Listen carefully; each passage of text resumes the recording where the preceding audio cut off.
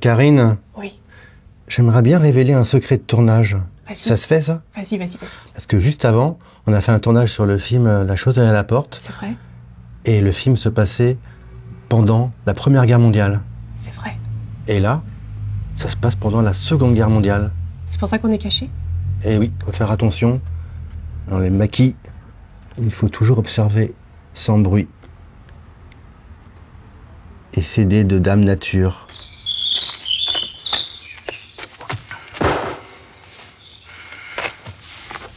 Attention, pas l'ouvrir. Tiens, vas-y. Ah non, j'aime pas les armes. Ah, Je c'est sais. lourd. Mais oui, c'est... Ah non, moi je suis non violente. Non, il vaut mieux pas être armé. On aura plus de chances de s'en tirer, comme ça, si on se fait prendre. Donc, nous allons parler du film Le Franc-Tireur, un film de Jean-Max Cos. Et Roger Taverne. Voilà, co-réalisé. Co-réalisation. Au revoir. Merci, au revoir. C'est la dernière, c'est toujours la dernière. On le connaît par cœur, ce refrain. Cet homme, qui n'a rien à voir avec la résistance, s'appelle Michel Perrat. Il est venu chez sa grand-mère attendre que la guerre se termine sans lui. C'est un jeune homme qui est incarné par Philippe Léotard. C'est à noter, c'est un de ses premiers grands rôles au cinéma, qui refuse de faire la guerre. Et donc pour cela, il va se cacher. Sauf que, au bout d'un moment, les troupes allemandes décident de s'attaquer également à cette zone.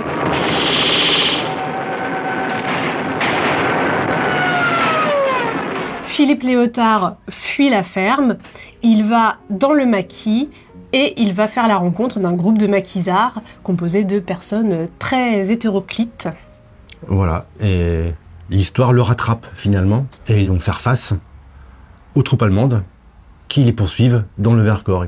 Il faut savoir que la bataille du Vercors est une des plus emblématiques, de par le lieu, de par cette nature environnante, ces montagnes, c'est quelque chose d'assez rude. Et le film va vous conter effectivement cette poursuite des Allemands contre les maquisards. Et ce qui tenait beaucoup à cœur à Jean-Max Cos et Roger Taverne, c'est vraiment de donner un aspect western au film, de le filmer comme John Ford filmait les grandes étendues, les grandes plaines. Anthony Mann. Il faut savoir aussi que Jean-Max Cos, c'est le patron d'un cinéma emblématique. La Filmothèque du Quartier Latin. Et il a fait quand même découvrir, enfin co-découvrir avec d'autres, tout ce grand cinéma fordien, walshien. Et c'est un cinéma qui a pétri leur adolescence et toute leur vie. Et ça donne cet aspect très naturaliste, très vaste au film. Sans esbrouffe, ça va au cœur du sujet. Il y a le silence de la nature. Moi, j'ai tendance à dire des fois qu'il y a un petit côté Terrence Malick dans le sens de cette communion entre les êtres et la nature même, quoi. Le film est quand même porté par Philippe Léotard. Oui, quel charisme. Il incarne ce personnage avec brio. Oui, et puis c'est quand même quelqu'un qui a une carrière particulière. Il a fait aussi de la chanson, il a sorti pas mal d'albums, je les ai découverts à cette occasion. C'est un multi-artiste, voilà, poète. une grande sensibilité. Exactement.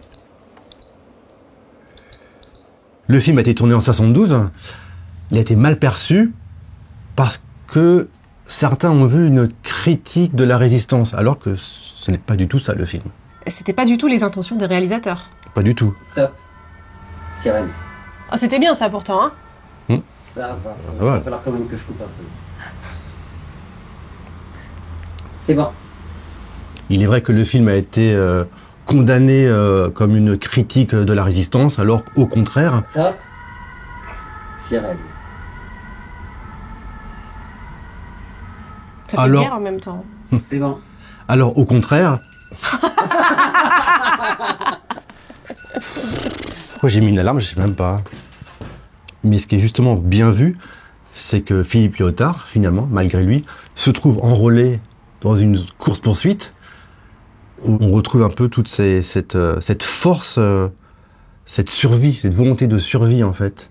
Moi, je m'en fous, du moment qu'on peut se barrer d'ici. Philippe Léotard est un homme de tous les jours, on pourrait dire, qui, malgré lui, du coup, se trouve enrôlé dans la guerre.